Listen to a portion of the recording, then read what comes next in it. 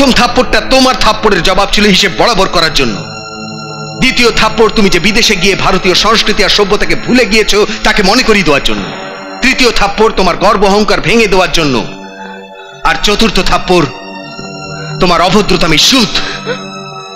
আমি চাইলে তোমার অভদ্রতার জবাব সব লোকের সামনেই দিয়ে দিতাম, কিন্তু সমস্ত শ্রমিকদের সামনে তাদের মালকিনের অসম্মান হয়ে যাবে ভেবে আমি চুপ করেছিলাম।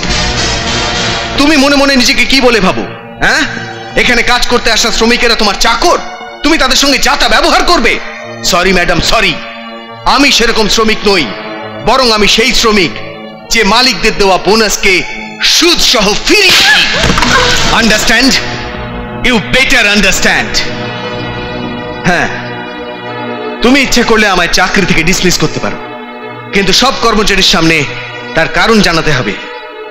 আজ এই বন্ধ করে যা কিছু ঘটে গেল সে কথা সবাই জানলে তোমারই অসম্মান হবে। আমি তাহলে আসছি ম্যাডাম। আরে হ্যাঁ, যাবার আগে তোমাকে একটা প্রশ্ন করতে চাই। সেদিন তোমার গাড়িতে ছুঁয়েছিলাম বলে তুমি গাড়িতে আগুন লাগিয়েছিলে। আজ আমি তোমাকে ছুঁয়েছি, এবার তুমি কি করবে? Good bye.